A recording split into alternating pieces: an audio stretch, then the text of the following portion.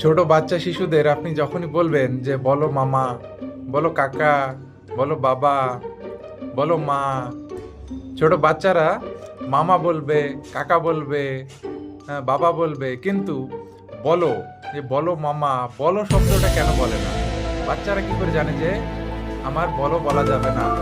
বাচ্চারা কি করে বোঝে যে বলো শব্দটা বলা যাবে না? বলোটা কেন ইগনোর করে বাকি ওয়ার্ডগুলো বলে? এটা কি কখনো ভেবে দেখেছে? আসলে ব্যাপারটা কোনো রকেট সায়েন্স না। ছোটবেলায় যখন বাচ্চারা কান্না করে, কান্না করার যে কান্নার উচ্চারণ, সেটার পেছনে দেখবেন বেশিরভাগই শব্দটা আছে।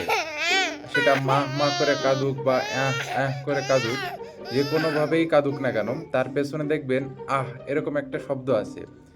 তার সাথে মেইন ব্যাপার হচ্ছে বাচ্চাদের ভোকাল কর্ড অতটাও ডেভেলপ হয়ে পারেনি। এই জন্য আপনি যখনই বাচ্চাকে বাবা, মা এরকম বলতে বলেন, বাচ্চারাও ফোকাস করে ডমিনেন্স ওয়ার্ড কোনটা, কোনটা আপনি জোর দিয়ে বলছেন, কোনটার পেছনে বা এই ধরনের কোনো একটা শব্দ আছে, সেটাই বাচ্চারা লক্ষ্য করে, সেটাই আগে ক্যাচ করে, সেটাই উচ্চারণ করার চেষ্টা করে।